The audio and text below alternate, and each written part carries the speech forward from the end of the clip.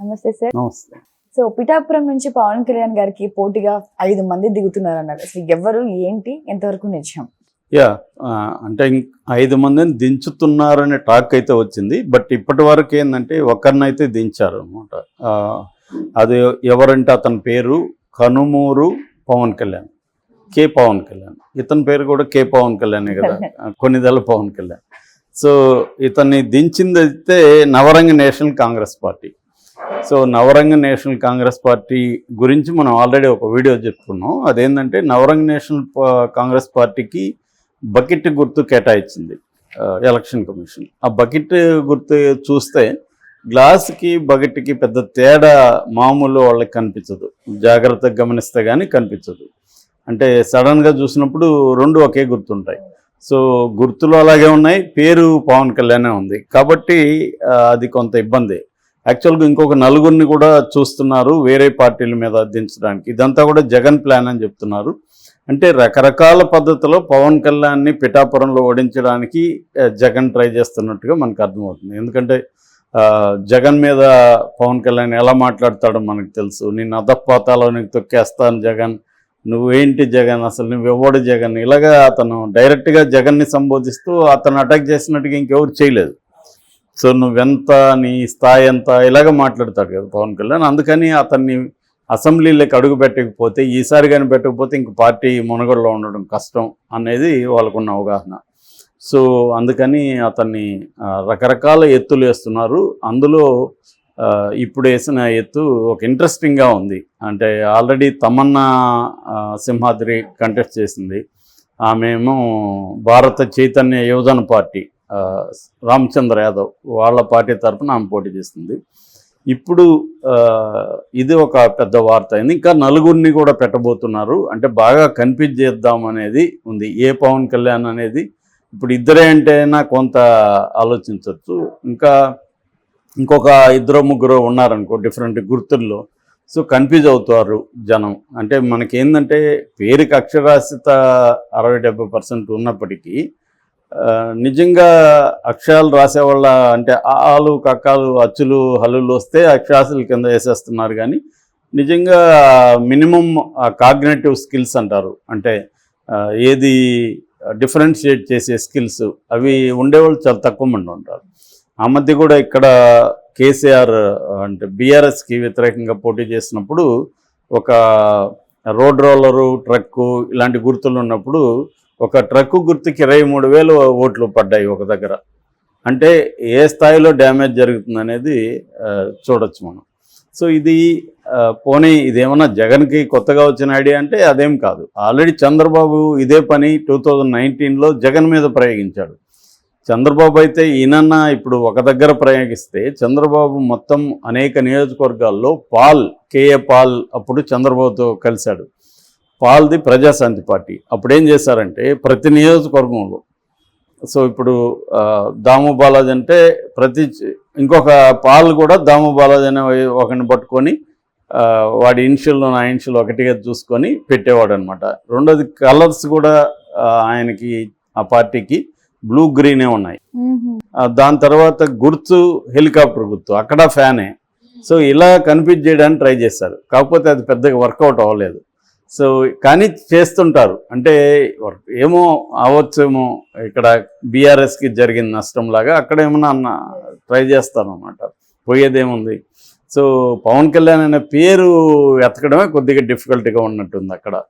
So ఇది ఇక్కడే కాదు. ఫర్ ఎగ్జాంపుల్ తమిళనాడులో రామనాథపురంలో పన్నీర్ సెల్వం పోటీ చేస్తుంటే 4 పన్నీర్ సెల్వంని అక్కడ పెట్టారు. అందరి పేర్లు కూడా ఓనే మళ్ళీ ఇనిషియల్లో. సో ఓ పన్నీర్ సెల్వాల్ని అక్కడ, పన్నీర్ సెల్వం అనే పేరు కామన్ పేరు కాబట్టి దొరుకుతారు. ఓ కూడా దొరికింది వాళ్ళకి. అలాగే 4 పెట్టారు. ఇప్పుడు అది కూడా తమిళనాడులో వైరల్ అయింది బాగా. సో ఇది ప్రతి చోట ప్రత్యర్థులు చేసే టెక్నిక్స్లో ఇది ఒకటి అనమాట.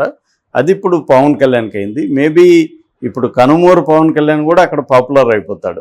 ఇప్పటి వరకు అతను ఎవరు అనామకుడు ఉన్నాడు. జస్ట్ అతని లెక్క ఏంటంటే పవన్ కళ్యాణ్ పేరు అతనికి ఉండడం. సో దానివల్ల ఇప్పుడు అతను కూడా పాపులర్ అయిపోతాడు. కనుమూరు పవన్ కళ్యాణ్ అనేది బాగా పాపులర్. ఇంకా మిగతా వాళ్ళని కూడా ఎదుగుతున్నారు. ఎట్లాగైతే సినిమాల్లో డూప్స్ ఉంటారో పవన్ కళ్యాణ్కి ఇప్పుడు అట్లాంటి ప్రయోగం జరిగింది. మామూలుగా అయితే రామ్ గోపాల్ వర్మ ఎక్కువగా పవన్ కళ్యాణ్ లాగా ఉండే వాళ్ళని పెట్టుకొని సినిమాలు తీస్తుంటారు. అట్లాగా ఇప్పుడు ఒక డూపు ఏర్పడ్డాడు. ఇది నవరంగ్ నేషనల్ కాంగ్రెస్ పార్టీ పెట్టింది. నవరంగ్ నేషనల్ కాంగ్రెస్ పార్టీకి జనసేనకి మధ్య ఆల్రెడీ గొడవ ఉంది. ఆ గొడవ ఏంటంటే మొన్ననే ఆ పార్టీ అధ్యక్షుడు షేక్ జలాల్ ఖాన్ ఒక ప్రకటన ఇచ్చాడు. ఆయన కంప్లైంట్ కూడా ఇచ్చాడు. యాక్చువల్గా ఏంటంటే తమను బెదిరిస్తున్నారని. ఫస్ట్ అయితే 3 కోట్లు ఆఫర్ చేశారు, ఈ గుర్తు మీద మీరు పోటీ చేయొద్దు, మీకు 3 కోట్లు ఇస్తామని. కానీ మేము భయపడలేదు. దాంతో బాలశౌరి, తర్వాత నాదెండ్ల మనోహరు, పవన్ కళ్యాణ్ ముగ్గురు కూడా నన్ను బెదిరించారు, చంపేస్తామని బెదిరించారు. బాలశౌరి అయితే తుపాకీ తీసుకొని బెదిరించాడని కూడా ఈ షేక్ జలీల్ ఖాన్ కంప్లైంట్ ఇచ్చాడు. సో ఏది నేషనల్ ఎలక్షన్ కమిషన్కి, ఆయన సెంట్రల్ ఎలక్షన్ కమిషన్కి కంప్లైంట్ ఇచ్చాడు. అట్లాగే మీడియాతో కూడా మాట్లాడాడు. సో దానివల్ల ఇప్పుడు ఇంకా కక్ష కట్టుకొని 175 నియోజకవర్గాల్లో కూడా తమ పార్టీ నవరంగ నేషనల్ కాంగ్రెస్ పార్టీ తరఫున పోటీ చేస్తున్నాం అని చెప్తున్నాడు. అంటే క్లియర్గా నవరంగ నేషనల్ కాంగ్రెస్ పార్టీ వెనక జగన్ ఉన్నట్టుగా మనం అర్థం చేసుకోవచ్చు.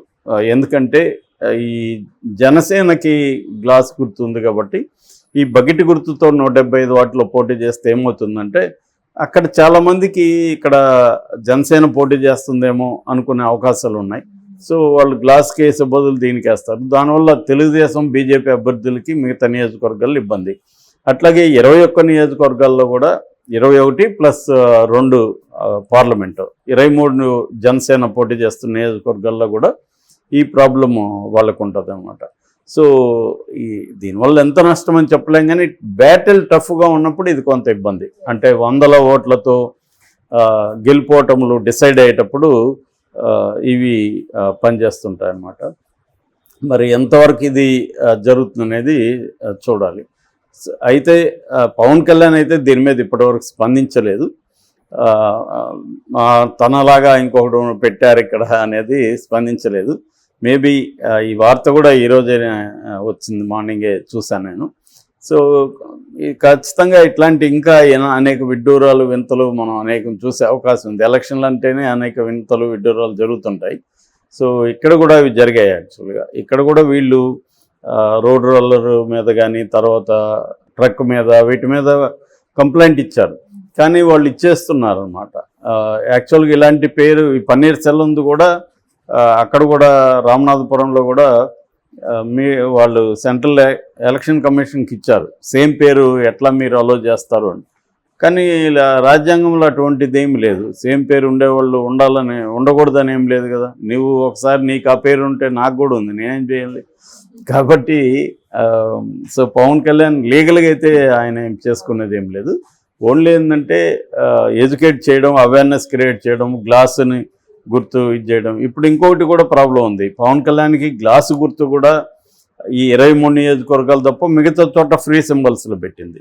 ఇప్పుడు దాన్ని ఎవడంటే వాడు మళ్ళీ జగన్ నిలబెడతాడు కదా, మళ్ళీ అక్కడ గ్లాస్ గుర్తులను పెట్టి అక్కడ కూడా ప్రత్యర్థుల పేర్లు యాజ్ ఇట్ ఈజ్గా పెట్టారనుకోండి పార్టీలలో. ఆల్రెడీ ఇప్పుడు ఈ చిన్న పార్టీలు కొన్ని ఉన్నాయి. ఈ చిన్న పార్టీలకు కొంతమందికి ఫండింగ్ ఇచ్చే వాళ్ళని తాము చెప్పినట్టు చేసుకోవచ్చు. ఎందుకంటే చిన్న పార్టీలో వాళ్ళకి ఫండింగ్ ఉండదు. నిన్న కూడా ఒక పార్టీ అతను ఎవరన్నా ఫండర్స్ ఉంటే చూడండి సార్ నాకు సీట్ వచ్చిందని చెప్తున్నాడు.